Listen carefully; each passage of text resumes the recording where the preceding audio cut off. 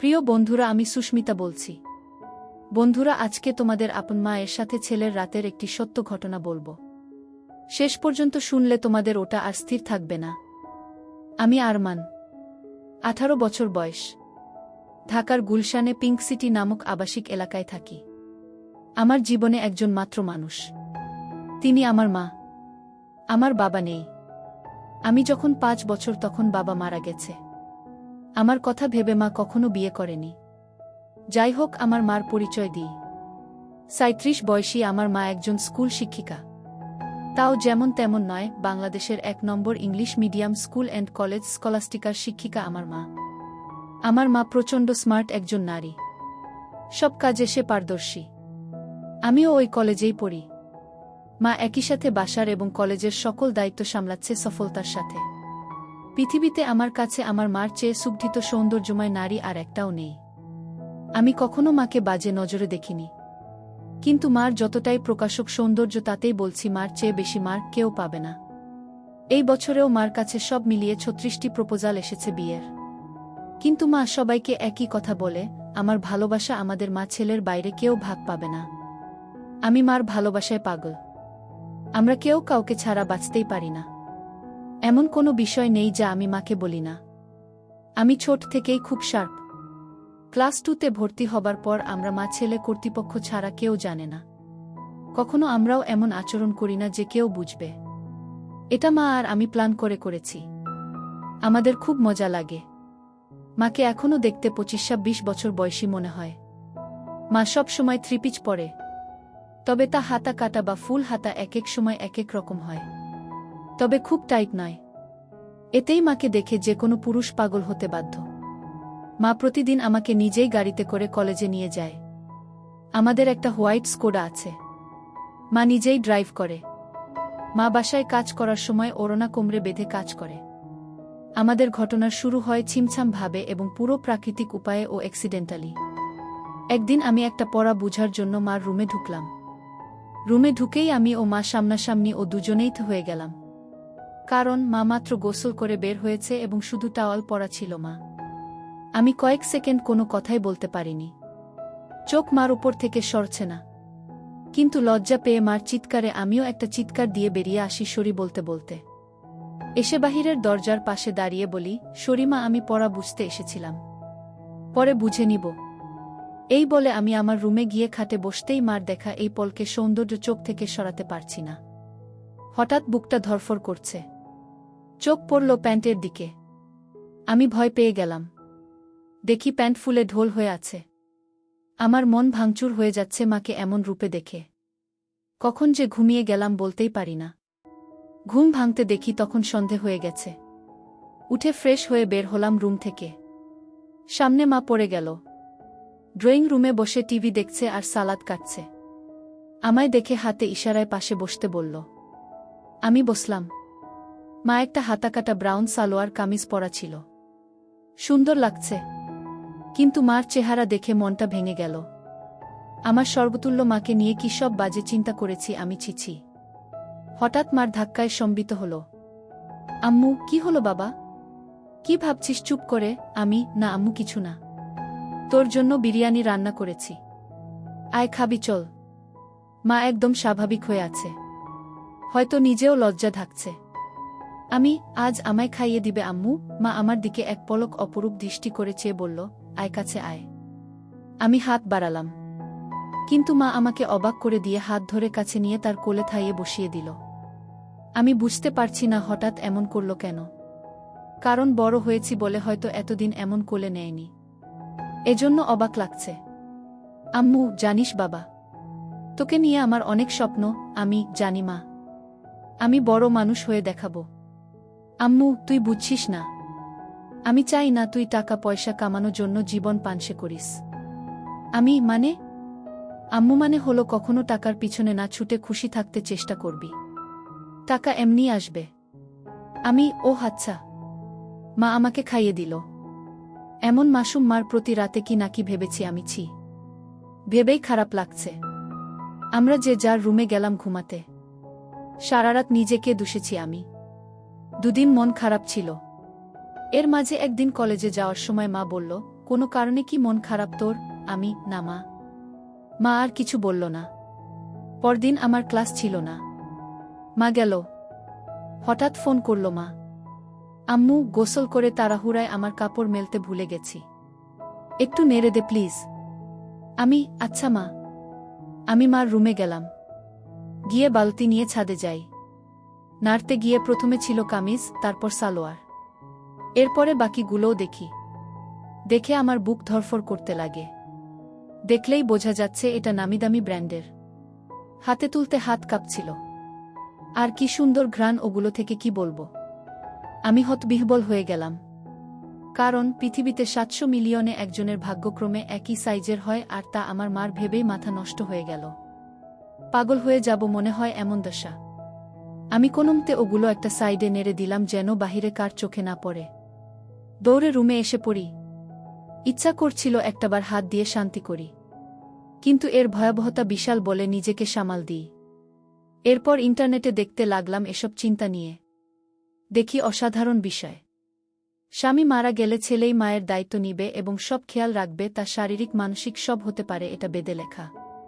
নারী অন্য কোনো দেহের সাথে জড়াতে না চাইলে বাসনা পূরণ করা সন্তানের দায়িত্ব। আমি কি করব বুঝতে পারছি না। এসব ভাবতে ভাবতে ঘুমিয়ে গেলাম। উঠলাম মার ডাকে। দেখি মা সামনে দাঁড়ানো। বসল বিছানায় ও আমার মাথায় হাত বুলিয়ে বলল, ঘুম হলো সোনা? আয় খাবি আয়। আমি উঠে গেলাম ডাইনিং রুমে। মা চা বিস্কিট এনে বলল, চল ছাদে বসি। আমরা ছাদে বসলাম। গিয়েই মা কাপড় দেখে বলল, আমি আজ ভুলেই গেছিলাম। এই রে, আমার ওই কাপড়গুলো কোথায়? আজ কি ধুইনি নাকি? আমি, না মা, ওই পিছনে আছে। এমনভাবে বলল যেন ছেলের সামনে এগুলো কোনো বিষয় না। মা সব কাপড় তুলে হাতে নিল। আম্মু, গরমের ছুটিতে দিয়ে দিল। বলো কোথায় যাবে ঘুরতে? আমি, আমরা তো বাসায় সময় কাটাই না। চলো এই ছুটি বাসায় নিজেদের সময় দিই। মা অপলক তাকিয়ে আছে আমার দিকে। আমি, কি মা? ভুল বলেছি। মা আমার গালে হাত বুলিয়ে বলল, কোনো ভুল বলিস নি সোনা। তুই অনেক বড় হয়ে গেছিস বাবা। Love you baby. বলেই মা আমায় জড়িয়ে ধরল। এটা অবশ্য সব সময় হয়, কিন্তু আজ ভিন্ন একটা ঘ্রাণ আসছে মার গায়ে। এটা মমতা আর কি একটা ভিন্নতা বুঝলাম না। তো পরদিন আমি টিভি দেখছি আর মা ঝাড়ু দিচ্ছে। আমি দেখলাম মা আজ ওড়না পরেইনি, আর ঝাড়ু দেওয়ার সময় সব ঝলক দিচ্ছে। আমি জানি না কেন চেয়ে চেয়ে মাকে দেখছিলাম। হঠাৎ একবার আমিও মার দিকে তাকালাম, মাও তাকালে, চোখাচোখি হল। আমি খুব ভয় ও লজ্জা পেয়ে গেলাম। মা না জানি কি ভাবছে। আমি আর তাকালামই না। ভয়ে ভয়ে আছি, কি যেন বলবে আমাকে। এমন সময় কাজ শেষ করে এসে মা পাশে সোফায় বসল, আমার গা ঘেঁষে আমার কাঁধে হাত রেখে। আমি ভয়ে কাঁপছিলাম। মা বলল, আরে কি দেখছো এসব? চলো রেসলিং দেখি। তুমি দেখো না? আমি অবাক হলাম। আমি রেসলিং দেখে না। আমি মাথা নেড়ে না বললাম। মা বলল, বিয়ে ম্যান, এ যুগে রেসলিং দেখো না তা হয়? দাও রিমোট দাও। মা রিমোট নিয়ে চ্যানেল পাল্টে রেসলিংয়ে দিল। আন্ডারটেকার আর ট্রিপলিচের খেলা চলছিল। মা এত মজা করে দেখছিল যে আমিও কেমন ঘুলে মিলে গেলাম।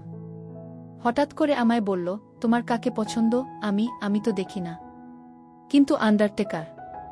আম্মু, এই তো আমার ছেলে। সে খুব জোশ। আমি তো হয়ে গেলাম। মার প্রতি একটা কৌতূহল হল। মাঝে এনবি ও মার্গারেটের লাইভ হবে এটা বিজ্ঞাপন দিল। আমি মনে করেছি হয়তো মেয়েদের খেলা দেখবে না আমি সামনে থাকায়, কারণ মেয়ে খেলে ছোট কাপড় পরে। কিন্তু মা আমায় অবাক করে দিয়ে আরও গা ঘেঁষে বসে বলল, এবার মজা হবে। বলেই জুস আর পপকর্ন নিয়ে এলো। আমি উঠে যাচ্ছি লজ্জায়। মা আমায় থামিয়ে বলল, আরে বস, মজা হবে এদের খেলায়। আমি, মার্গারেট আর তুই এনিবি, ঠিক আছে? আমি, আচ্ছা। খেলা শুরু হলো। দুজন ছোট ছোট সেট পরে এসেছে। মা বেশ মজা করে দেখছে। আমি শুধু মাকে দেখে অবাক হচ্ছি। মাঝে এর দিলে মা তখন আমার দিকে ফিরে আচমকা বলল, তুমি আমাকে বন্ধু মনে করো? আমি হঠাৎ একথা শুনে অবাকই হলাম। আম্মু, অবাক হবার কিছু হয়নি।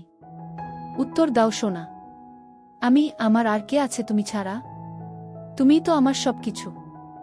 আম্মু, তাহলে একসাথে মায়ের সাথে ফ্রি হতে সমস্যা হচ্ছে কেন গাধা?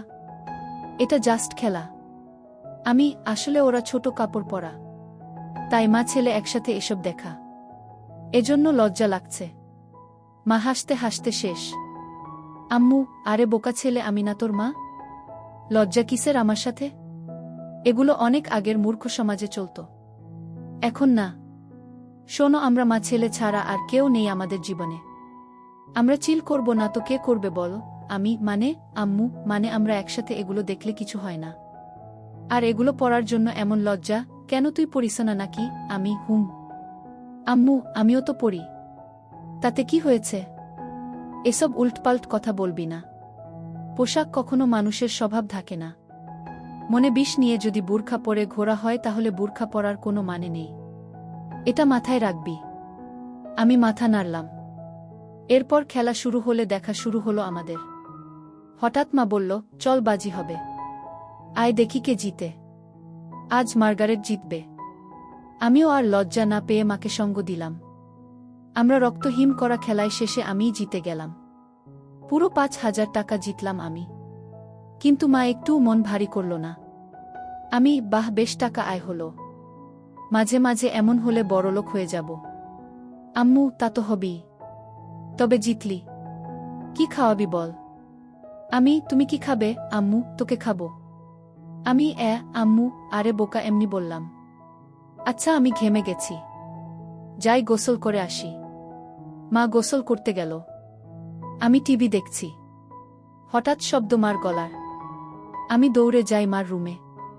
গিয়ে আবার হয়ে গেলাম। আজ সে দিনের মতো নয়। কিন্তু আজ মাকে সম্পূর্ণ ভিন্নতর দেখলাম। আমি হাঁ করে তাকিয়ে আছি। আম্মু, কিরে, কি দেখিস? অবাক হয়েছিস না? আমি মাথা নেড়ে হা বলি। কিন্তু এত টাইট যে? আম্মু, ও তুই টাইটের কথা বলছিস? আমি বলছি, এটা আমার অনেক আগের জামা। এই জামার বয়স তোর চেয়ে 2 বছর বেশি। কি বলছো এগুলো? ওয়াও আম্মু, হ্যাঁ ওয়াও। সুন্দর না? নাকি খারাপ লাগছে? খারাপ লাগে তোমার ভূত। একদম পরি লাগে আমার মাকে। আম্মু, কিন্তু আসলেই অনেক দিন বলে টাইট হয়ে গেছে, কেমন যেন লাগছে। যদি কিছু মনে না করো একটা কথা বলি মা? আম্মু, হ্যাঁ বল। তোমাকে টাইট ড্রেসেই ভালো লাগে। কেন যে সবসময় আলখাল্লা পরে থাকো বুঝি না। মডার্ন যুগের এত ভাষণ আমাকে দাও আর নিজে সেকেলে। মনেই হয় না ইংলিশ মিডিয়ামের টিচার তুমি। আম্মু, হাহা, আমার বদমাইশ ছেলে। আয় বুকে আয়। ইদানিং তুমি চেঞ্জ হয়ে যাচ্ছ যে, খুব আদর সোহাগ করছো যে। মা আমায় ছেড়ে দিয়ে মুখটা মলিন করে বাথরুমে চলে গেল। আমিতে ভয় পেয়ে গেলাম। কি বলতে কি বলে দিলাম। একটু পরে মা আবার আলখাল্লা পরে হাতে ওই জামাটা এনে আলমারিতে রেখে ধপাস করে বন্ধ করে নিচে কিচেনে চলে গেল। আমি কি বলবো বুঝতে পারছি না। আমিও পিছনে গেলাম। বললাম, মা রাগ করেছ? সরি মা, আর এমন বলবো না। মা কথাই বলছে না। আমি পিছনে ঘুরছি, কিন্তু মা পাত্তাই দিচ্ছে না, শুধু চোখে পানি ভরে কাজ করছে। কিচেনের জিনিসে রাগ ঝাড়ছে। টেবিলে খাবার দিয়ে মা উপরে যাচ্ছে। তখনই আমি মার পায়ে পড়লাম ও বললাম, আর কখনো এমন বলবো না মা, ক্ষমা করে দাও। কেঁদো না মা, তুমি ছাড়া আমার আর কে আছে বলো? মা কেঁদে দিয়ে আমায় জড়িয়ে ধরে বলল, আমিও তো তাই বলছি। তুই ছাড়া আমার আর কে আছে? তোকে আদর সোহাগ করব না গো কাকে করব? তুই তো আমার সবরে পাগল। সরি, আর হবে না মা। আম্মু, আমি সবসময় তোকে ভালোবাসি বোকা। আর এমন বলিস না। আমাকে প্লিজ একা করে দিস না তোর বাবার মতো। না মা, আমি তোমার সব কথা শুনবো ও মেনে চলব। আমারও সব কথা মানতে হবে তাহলে? মা মুচকি হেসে চোখ মুছে বলল, তাহলে ওই ড্রেস পরে এসো আর আমাকে খাইয়ে দাও। মার মুখে উজ্জ্বল হাসি। মা রুমে গিয়ে মিনিটে চলে এলো ওই ড্রেস পরে। আমি বললাম, তোমায় একদম ক্লাস 10-এর মেয়ে মনে হয় মা। যে কোনো কাপড়েই বোঝাই যায় না তোমার বয়স 37। মা মুচকি হেসে আমায় নিয়ে বসে খাওয়াতল। তারপর আমরা যে যার রুমে গিয়ে ঘুমালাম। এভাবে মা আর আমি আর কিছু না করে ছুটি শেষ করলাম। ছুটির পরে আমাদের কলেজে একটা সাংস্কৃতিক অনুষ্ঠান হয়। সবাই নাম দেয়, আমিও নাম দিই গানে। আমরা পারফর্ম করি, অনেকেই অনেক রকম করে। মেয়েরাও পারফর্ম করে ড্যান্সে। হঠাৎ একটা ড্যান্স চালু হয়। দেখলাম কয়েকজন মাঝবয়সী নারী ঘোমটাস দিয়ে স্টেজে উঠল। এরপর গান চালু হতেই ঘোমটা খুললে আমি আকাশ থেকে পড়লাম। মা লিডিং ড্যান্সার আর মারাত্মক লাগছে তাকে। মা একটা হলুদ শাড়ি পরেছে যা মারাঠি স্টাইলে বাঁধা ও নাভি বরাবর। এতেই সবার হৃদ স্পন্দন বাড়িয়ে দিল। সবাই হুররে করে অনুষ্ঠান শেষ করল। আমি আমার মা এত সুন্দর নাচে তা জানতাম না। ছেলেরা সবাই তো বলছেই, সাথে মেয়েরাও বলছে ম্যাম খুব হট। আমার খুব গর্ব হলো এটা শুনে। আমরা বাসায় গিয়ে আমি মার সাথে কথা বলছি না। মাতা দেখে বলল, কি হয়েছে আমার প্রাণ ভোমরা? আমি, ইস, আবার প্রাণ ভোমরা বলছে। কখনো তো বলনি নাচতে পারো। আমাকে তো কখনো নাচ করে দেখাওনি। মা আমার কাছে সোফায় বসে গা ঘেঁষে বলল, এই যে মশাই, আপনাকে সারপ্রাইজ দিতেই বলিনি আগে। এখন আপনিও তো অবাক হলেন তাই না? আপনার জন্য এত কিছু করলাম আর আপনি যদি মন খারাপ করে থাকেনও তাহলে হয়। সরি। আমি, আচ্ছা ঠিক আছে। তুমি এত সুন্দর নাচতে পারো আমি জানতামই না। আর কি ড্রেস পরেছ তুমি ওখানে, আমি অবাক। কখনো তো এমন খোলামেলা পোশাকে দেখিনি। আম্মু, খোলামেলা কই? এত মারাঠি স্টাইল। আর খোলামেলা কি বলছো? আমাকে কি খুব খারাপ লাগছিল? আমি, নাউজুবিল্লাহ। তোমাকে আর খারাপ লাগবে তা অসম্ভব। পৃথিবীর সবচেয়ে সুন্দর নারী আমার মা, আর তাকে খারাপ লাগবে? তোমায় মারাত্মক লেগেছে মা। মা আমার গাল ধরে বলল, হুম, থ্যাংক ইউ। আম্মু, মা একটা কথা বলি? আম্মু, হ্যাঁ বল। আমাকেও একদিন নেচে দেখাবে প্লিজ? আম্মু, তুই আমার নাচ দেখবি? ভালো লেগেছে। আমি ভাবতেও পারিনি এত সুন্দর নাচ তুমি। আজ সবাই তোমার প্রশংসা করছিল। প্লিজ মা, দেখাবে বলো না? আম্মু, অবশ্যই দেখাবো সোনা। আমার পৃথিবী তুই। আর তোকে খুশি করতে সব করতে পারবো। বল কি ড্যান্স দেখবি? আমি, যেই কস্টিউম আছে তার বিচারেই যা ইচ্ছা তোমার। আম্মু, আচ্ছা তুই বস, আমি আসছি বলে মা পালালো রুমে। একটু পরে এসে আমায় পুরো চমকে দিল। মা একটা শাড়ি পরেছে যা ট্রান্সপারেন্ট মেরুন রঙের, ফলে সব উদীয়মান। দেখে আমি সোফা থেকে দাঁড়িয়ে যাই। মা আমায় এমন উঠতে দেখে বলল, এখন আমি তোর টিচার নই বোকা। দাঁড়াচ্ছিস কেন? আমি কেন বলে দিলাম, তোমায় আজকে সত্যি অসাধারণ হট লাগছে মা। বলার পর খেয়াল হলো আমি কি বললাম। জিভ কেটে বললাম, ওফ সরি মা, আমার ভুল হয়ে গেছে, আর বলবো না এমন পচা কথা। মা আর চোখে একটা চাহনি দিয়ে বলল, আমি কি হই তোর বলতো? আমি, আমার মা। আম্মু, তাহলে এমন কেন করছিস? মা নাকি তার সন্তানের কাছে সবচেয়ে সুন্দর হয়। তুইও তো বললি। তো প্রশংসা করতে এত দ্বিধা কিসের? আমি, ওইয়ে ভাষাটা বিব্রত তাই। আম্মু, চুপ করত। কোনো বিব্রত নয়। এদেশীয় ভীত সংস্কৃতি তোর ভিতরে কিভাবে এলো বুঝলাম না। হট কোনো বাজে শব্দ নয়। যাকে যা লাগে তাই বলা উচিত, বুঝেছিস? চাইলে আরও গভীর কিছু বলতে পারিস। আমি ভ্যাবলা হয়ে বললাম, হ্যাঁ, কিন্তু মাকে এসব চজাতীয় কথা বলা কি ঠিক? মা আমায় হাত ধরে সোফায় বসে বলল, আম্মু দেখছো না, আমি তোর মা।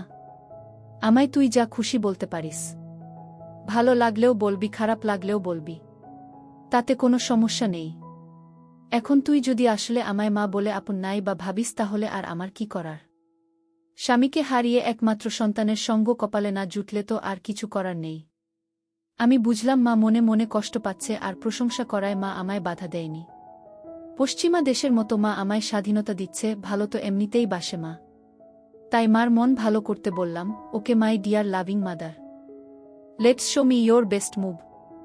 মা হেসে দিয়ে আমায় ধন্যবাদান্তে কপালে হামি দিয়ে বলল, লাভ ইউ মাই ডিয়ার। তোর জন্যই বেঁচে আছি আমি। আমায় তুই বুঝিস বলেই আমি পরিণত মা। বল কোনো গানে নাচব? আমি, কাটা লাগা সং। মা চোখ বড় করে বলল, নুটি বয়। আমি হেরে যাওয়ার মতো মাথা নিচু করলাম। মা আমার থুতনি ধরে তুলে চোখে লাস্যময়ী হাসি এনে বলল, আমার ছেলে বলবে আর আমি মা হয়ে তা করব না, এটা হতে পারে? বলেই মা কাটা লাগা সং বাজিয়ে পৃথিবীর সকল সৌন্দর্য নিজের উপর এনে নাচতে লাগল। সে কি মুভ ও স্টাইলে নাচল, কি বলবো। মনে হচ্ছিল যেন আমার গার্লফ্রেন্ড হলেও এমন ভঙ্গিতে নাচত না। পুরোপুরি বোল্ড লাগছে মাকে। আমি দাঁড়িয়ে হাততালি দিলাম ও মাকে গিয়ে সালাম করলাম। মা অবাক হয়ে গিয়ে বলল, কি ব্যাপার? সালাম কেন? আমি, কারণ তুমি আমায় এত ভালোবাস, আমায় এত বিশ্বাস করো তাই। এমন সাজে আমি কখনো ভাবিনি তোমায় দেখব। তাও আবার আমার অন্যায় আবদার রেখে এই বোল্ড সং ড্যান্স করলে। তোমার কি খারাপ লেগেছে মা? মা বলল, এজন্যই তোকে এত বেশি ভালোবাসি রে পাগল। তুই খুব মাসুম আর হনেস্ট আর খুবই কিউট। শোন তাহলে, তুই আমার একমাত্র সন্তান আর একমাত্র সঙ্গী, যাকে নিয়েই আমার জীবন মরণ সব। তোর কাছে খারাপ লাগার কিছু নেই। আমি তোকে ভালোবাসি রে পাগল। আর এমন কেমন বলিস? এটা একদম স্বাভাবিক। আমি চুপ করে রইলাম। মা কয়েক সেকেন্ড আমার দিক তাকিয়ে থেকে বলল, আচ্ছা এখন গোসল করে আসি। মা চলে গেল। আমি আর পিছন দেখার কেমন মনোবল পাচ্ছি না। তবে 10 মিনিট পর হঠাৎ মার ডাক এলো। আমি মার রুমে যেতেই আবারও সেই মুহূর্ত সামনা করলাম। মাকে এরূপে দেখে বুক ধকধক করছে। আমি কিছু বলতে পারছি না। কিন্তু মা আমায় দেখে মোটেও বিচলিত নয়। একটু কড়া কণ্ঠে বলল, বস বিছানায়। আমি কি করব বুঝতে পারছি না। মা এবার আরও একটু কড়া হয়ে বলল, বসতে বললাম না? আমি চট করে বসলাম। মা আরেকটা তোয়ালে দিয়ে চুল মুছে তাতে বেঁধে এসে আমার পাশে বসল। আমি নিচের দিকে মুখ করে আছি। আম্মু, আমার দিক তাকা। আমি তাকালে মা বলল, আমি তোর কি? আমি মা? আম্মু, আমি খেয়াল করছি সেই দিন এমন তোয়ালে পরা দেখার পর থেকে তুই পাল্টে গেছিস। কেন এমন কেন করছিস? আমি সরি মা। আমি আসলে সেদিন একটা পড়া বুঝতে এসেছিলাম। জানতাম না তুমি গোসল করে তোয়ালে পরে বের হয়েছিলে। তাই ঢুকে পড়ি। আর হবে না মা। ভুল হয়ে গেছে। আম্মু, আর একটা কথা বললে একটা চড় মারব। তোকে সারা জীবন এই শিক্ষা দিয়েছি আমি? আমি না তোর মা? তুই ছোট থেকে আমায় এমন দেখেছিস, এখন একটু বড় হয়েছিস বলে আর দেখিসনি। তাতে এমন করার কি হলো? কিন্তু এখন তো আমি বড় হয়ে গেছি মা। আম্মু আবার কথা বলে, সন্তান আজীবন মার কাছে ছোটই থাকে। আর তোয়ালে পরে দেখায় কি দুনিয়া উল্টে গেছে? আমায় কি তোয়ালেতে দেখতে এতটাই বিশ্রী? আমি মার মুখে হাত দিয়ে বললাম, না মা। দুনিয়াবি সবচেয়ে সুন্দর তুমি। যা সব কিছুতেই। আম্মু, তাহলে এত কাহিনী কেন? আমি ভেবেছি তুমি আমায় কি নাকি ভাববে, তাই ভয়ে ছিলাম। আম্মু শোনো, আমরা ছাড়া আর কে আছে যে নিজেদের স্পেসটুকু নষ্ট করব? তোয়ালে পরে দেখলে কিছুই হয় না পাগল। আয় বুকে আয়। এরপর মা বলল, তোর খিদে লাগেনি? যা ড্রয়িং রুমে বস। আমি আসছি। আমি অপেক্ষা করছি। মা এলো কিচেনে। রান্না করছে আর গুনগুন করে গান গাইছে। আমি পিছন থেকে জড়িয়ে ধরলাম মাকে। পিছন তাকিয়ে দেখে আমি হাত সরিয়ে নিই। মা মুচকি হেসে আমার হাত ধরে গান গাইতে থাকল। আমি আগে কখনো এত খুশি হইনি। আম্মু, আমার জীবনে এমন একটা ছেলে থাকলে খুশি হব না? বল কি খাবি? আমি স্যুপ। আম্মু আচ্ছা যা টিভি দেখ। আমি আসছি স্যুপ নিয়ে। আমি বসে টিভি দেখছি। মা স্যুপ এনে আমায় খাইয়ে দিল ও নিজেও খেল। আম্মু আচ্ছা আমার কিছু শপিং করতাম। তুই থাক একটু বাসায়। আমি চলে আসব তাড়াতাড়ি। মা শপিং করতে চলে গেল। এলো অনেকগুলো ব্যাগ নিয়ে। সব নিয়ে সোজা রুমে রেখে এলো। আমি কি কিনলে? আম্মু এমনিই কিছু জিনিস। মা এড়িয়ে গেল।